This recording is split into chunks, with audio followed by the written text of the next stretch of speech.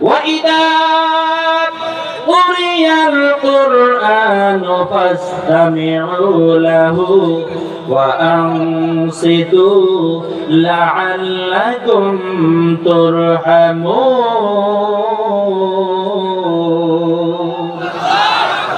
আরো জোরে জবান খুলে বলে একবার আল্লাহু আকবার। আল্লাহ তাআলা থেকে বলেন, হে দুনিয়ার মানুষেরা, যেখানে কোরআনের আলোচনা হবে চুপচাপ কান লাগিয়ে নিশ্চুপ অবস্থায় একটা কথাও জবান দিয়ে বলা যাবে না। চুপ থেকে কান লাগিয়ে যদি আমরা কোরআনের কথাগুলো শুনি, আল্লাহ রাব্বুল আলামিন বলেন, চুপ থেকে কান লাগিয়ে কোরআনের কথা শোনার কারণে ওই বান্দাদের উপরে আসমান থেকে আজকে যেমন বৃষ্টি পড়ছে, ওই বান্দারা কোরআন শোনার জন্য আসমান থেকে মনে হচ্ছে বারবার বৃষ্টি নির্গত হচ্ছে, কিন্তু আল্লাহ বলছে, বান্দা না না না, কোরআন শোনার কারণে তোমাদের উপরে শেষ পর্যন্ত অগণিতবার অসংখ্যবার আমার পক্ষ থেকে রহমত নাযিল হবে। যদি বলি একবার সুবহানাল্লাহ। আমরা যদি চুপচাপ বসে কোরআন শুনতে পারি, আল্লাহ তাআলার ঘোষণা শেষ মুহূর্ত পর্যন্ত আমরা থাকলে আমাদের উপরে রহমত এবং বরকত নাযিল হবে। এই রহমত এবং বরকত নেওয়ার জন্য আমরা পরিবেশ ঠিকঠাক রাখার জন্য চুপচাপ ময়দানে বসে যাব। আমাদের উপর রহমত যিনি নাযিল করবেন, বলেন তো তিনি কে? আরো জোরে বলেন, তিনি কে? এই দুনিয়ার জগতে আমি বিভিন্ন সময় আলোচনার সময় করে থাকি। আজকে ওই গতানুগতিক ভাবে আপনাদেরকে একটু জিজ্ঞেস করতে চাই, এই দুনিয়ার জগতে যত মানুষ আছে, যত জিন ইনসানকে সৃষ্টি করা হয়েছে, আমাদেরকে যদি বলা হয় মানুষেরা তোমরা ইবাদত করবে কার, এক কথায় একটু জবাব দিয়ে দিবেন, আমরা ইবাদত করব কার? আওয়াজ দিয়ে বলতে হবে, ইবাদত করব কার? আর কথা আল্লাহর ইবাদত করলাম। নাম্বার 2 নম্বর আপনাদের সামনে আমার প্রশ্ন, এই দুনিয়ার জগতে ইবাদত যদি আমরা আল্লাহ তাআলার করে থাকি, গোলামি বলতে যেটা বোঝায় গোলামি করা, রেজাবন্দি হাসিল করা, গুণকীর্তন করা, এরপরে দাসত্ব আদায় করা, আল্লাহ ছাড়া আর কি কারো করা যাবে নাকি? সকলে আওয়াজ দিয়ে বলেন তো দেখি, করা যাবে নাকি? আল্লাহ রাব্বুল আলামিন কোরআন শরীফের মধ্যে কত সুন্দর করে বলে দিয়েছেন, ওয়া খালাকাতুল জিন্না ওয়াল ইনসা ইল্লা লিয়াবুদুন। জিন এবং ইনসানকে শুধুমাত্র কেবলমাত্র একমাত্র ইবাদত করতে হবে কার? আওয়াজ দিয়ে বলেন না সবাই, ইবাদত করব আমরা কার? আল্লাহ তাআলার ইবাদত করব। আল্লাহর গোলামি ছাড়া, আল্লাহর ইবাদত ছাড়া, আল্লাহর দাসত্ব ছাড়া এই দুনিয়ার জগতে টাকার লোভ আমাদেরকে দেখানো হোক অথবা ক্ষমতার লোভ আমাদেরকে দেখানো হোক, টাকার লোভে আর ক্ষমতার লোভে দুনিয়ার কোন মানুষের মুখের কথা আমরা প্রচলিত হব না, আমরা ডাইভার্ট হয়ে যাব না। আমরা গোলামি করব, দাসত্ব করব, ইবাদত করব একজনের জন্য। জবান খুলে বলতে হবে, তিনি কে? বন্ধুরা আমার ভাই, আমরা সবাই জানি আজকে বাংলার আকাশ বাতাস ভারী হয়ে গেছে। আমি সবাইকে আমি যোদ্ধা করছি, আমরা সবাই অবগত আছি যে আজকে বাংলাদেশের একজন উজ্জ্বল নক্ষত্র, যারা আমরা নেট ইউজ করি সবাই ইতিমধ্যে জেনে গিয়েছি যে বাংলাদেশের একজন আল্লামা ছিলেন। আল্লামা হুজুরের তিনি বন্ধু হতেন, আল্লামা ডক্টর লুৎফর রহমান সাহেব। লক্ষ্মীপুরে যার বাড়ি, যার মুখের মিষ্টি মিষ্টি কথা, অনেক বয়স্ক মানুষ যারা আছে কোনো আমের কথা শুনতে ভালো লাগে না, কিন্তু দেখা যায় তাদের মোবাইলের মধ্যে অনেকগুলো ওয়াজ ডাউনলোড করে আল্লামা লুৎফর রহমান সাহেব। আজকে উনি আল্লাহর ডাকে সাড়া দিয়েছেন। আমরা দোয়া করছি আলোচনার শুরুর দিকে, রব্বে কারীম যেন বাংলাদেশের বর্তমানে যারা আলোচনা করে যাচ্ছি সকল আলোচকদের মাথার তাজ, মাথার মুকুট আল্লামা ডক্টর লুৎফর রহমান সাহেবের মাকবারাকে, কবরকে যেন আল্লাহ তাআলা নূর দিয়ে মুনওয়ার করে দেয়। সকলে বলে আল্লাহুম্মা আমিন। একদিন তোমারই নাম মসজিদে হবে এলান। আপনি আমি মারা গেলে আমাদের নামের এলান হবে সর্বপ্রথম কোথায়? মসজিদে নাকি মন্দিরে? একদিন তোমারই নাম মসজিদে হবে এলান। তৈরি থেকো, তৈরি রেখো কবরের মাল সামান। একদিন তোমারি নাম মসজিদে হবে এলান। আল্লাহ রাব্বুল আলামিন বলেন লা ইন শাকারতুম لأزيدنكم ولئن كفرتم إن عذابي لشديد। আরেকটু আওয়াজ দিয়ে বলি একবার আল্লাহু আকবার। দুনিয়ার জগতে আমরা যে অবস্থার মধ্যে থাকি না কেন, নির্বাচনের সময় আমার পায়ের চরিত্র ফুলের মতো পবিত্র যতই বলি না কেন, কিন্তু সব কিছুর চাইতে বেশি প্রশংসা আমরা আদায় করবো যার। একটাবার আওয়াজ দিয়ে বলতে হবে তিনি কে। ওই আমরা এখন আছে না নাই?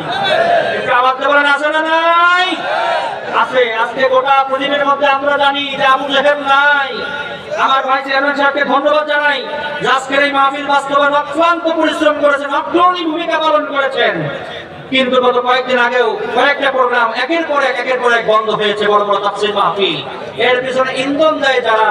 একটা কথা ক্লিয়ার করে বলতে চাই, দেখেন একটা সময় আবু জেহেল ছিল, কিন্তু আবু জেহেল সরাসরি প্রকাশ্যে কোরআনের বিরোধিতা করলেও সবাই আমরা হাদিস জানি যে আড়াল থেকে কোরআন শোনার জন্য লুকিয়ে লুকিয়ে আব্দুল্লাহ ছেলে মুহাম্মদের কণ্ঠে কোরআন শুনতো। মারহাবা কোন। কিন্তু বর্তমান প্রেক্ষাপটের মধ্যে, বর্তমান বাংলাদেশের মধ্যে যেভাবে আজকে নগ্ন ফিল্ম বিদায় নিয়েছে, আজকে চলচ্চিত্র বিদায় নিয়েছে, আজকে সমস্ত অবসংস্কৃতি বিদায় নিয়েছে, তাফসীর মাহফিল হওয়ার কারণে আমির হামজা, আমার ভাই মুফতি আমির হামজা দীর্ঘদিন পরে আবার কোরআনের ময়দানে ফিরে এসেছেন। উনি সহ এই সমস্ত আলেমদের আলোচনা শোনার কারণে আজকে যুবকরা ডাইভার্ট হয়ে অবসংস্কৃতির থেকে ঘুরে ইসলামী সংস্কৃতির দিকে ফিরে এসেছে। এর পিছনে অগ্রণী ভূমিকা পালন করেছে তাফসীরুল কোরআন মাহফিল। আওয়াজ দিয়ে বলতে হবে কথা ঠিক না বেঠে? আবু জেহেল যে কাজ করেছে, প্রকাশ্যে তিনি বলেছেন আমি কোরআনের বিরোধিতা করি, ওটা বানা যাবে না, ওটা করা যাবে না, কিন্তু আড়াল থেকে সে নিজে কোরআন বারবার শুনতে চেষ্টা করত। কিন্তু বর্তমান প্রেক্ষাপটে কোরআনের মাহফিল বন্ধের জন্য যারা ইন্ধন দেয়, যারা কথা যোগায়, যারা সাহস যোগায়, যারা পরামর্শ যোগায়, আপনাদের সামনে আমি পরিষ্কার ভাবে বলতে চাই তারা আবু জেহেলের চাইতেও নিকৃষ্ট। আওয়াজ তো বলতে হবে কথা ঠিক না বেঠে? কোরআনের বিরোধিতাকারীদেরকে আমরা সামনে দেখতে চাই না। আল্লাহ তাআলার কাছে আমরা দোয়া চাই আল্লাহ তাদেরকে হেদায়েত দান করুক। তার মানে এই সমস্ত মাহফিলের মাধ্যমে মানুষগুলো একটু একটু করে তার অন্যায় পথ থেকে ভালো পথের দিকে অগ্রগামী হচ্ছে। জোরে বলি একবার সুবহানাল্লাহ। এরপরে আসে এই যে আজকে আমরা মাহফিলে আসছি, আমাদেরকে র্যাব বা পুলিশ তারা কি ভয় মানে পিস্তল ধরে যে যাও মাহফিল না হলে তোমাকে গুলি করে মারবো, এরকম ভয় দেখিয়ে আমাদের কি মঞ্চের দিকে নিয়ে আসছে? আমরা কার ভয় আসছি? কার প্রেমে আসছি? কার মহব্বতে আসছি? আল্লাহ রাব্বুল আলামিন বলেন ইন্না বাতশা রাব্বিকা লাশাদীদ ইন্নাহু হুয়া ইউবদিউ ওয়া ইউঈদ। জোরে বলি একবার আল্লাহু আকবার। আল্লাহ তাআলা ডেকে বলে হে দুনিয়ার মানুষ, সবচাইতেই বেশি ভয় করবে আমি আল্লাহর জন্য। গোটা পৃথিবীর মধ্যে যত বাধা আসুক, যত বিপত্তি আসুক, যত রকমের জুলুম আসুক, যত রকমের নির্যাতনের স্টিমুলার চলুক না কেন, কোরআনের পক্ষ থেকে এক চুল পরিমাণ আমরা দূরে সরে যাব না। আল্লাহর ভয়ে কোরআনের পক্ষে আমরা জীবনের শেষ দিন পর্যন্ত লড়াই করে যাব। জোরে বলি একবার আল্লাহু আকবার। লড়াইয়ের ওই ময়দানেতে যেতে তোমাকে হবে, প্রয়োজনে সব রক্তটুকু জমিনেই ঢেলে দেবে। জয় বলেন কথা ঠিক না বেঠে? লড়াইয়ের ওই ময়দানেতে যেতে তোমাকে হবে, প্রয়োজনে সব রক্তটুকু জমিনেই ঢেলে দেবে। তবুও বাধা মানবে না রে, থাকবে না তোরা জয়। তবুও বাধা মানবে না রে, থাকবে না পরাজয়। বিপ্লব মানে জীবন দেয়া বসে থাকা নয়, সে কোনদিন আসবে না রে, করো যদি ভয়। বিপ্লব মানে জীবন দেয়া বসে থাকা নয়, সে কোনদিন আসবে না রে, করো যদি ভয়। মারহাবা। আমাদের যত বাধা বিপত্তি আসুক না কেন, আমরা কোরআনের আলো দুনিয়ার জগতে ছড়ানোর জন্য, কোরআনের রাষ্ট্রের জন্য আমরা সদা সর্বদা অগ্রণী ভূমিকা পালন করে যাব। আল্লাহ তাআলা আমাদের সকলকে তৌফিক দান করুন। আমরা সকলেই বলছি আল্লাহুম্মা আমিন। কোন একদিন এদেশের আকাশে কালিমার পতাকা দুলবে, সেদিন সবাই আল্লাহর বিধান পেয়ে দুঃখ বেদনা ভুলবে। কোন একদিন মারহাবা, আপনাদের কষ্ট হচ্ছে নাকি?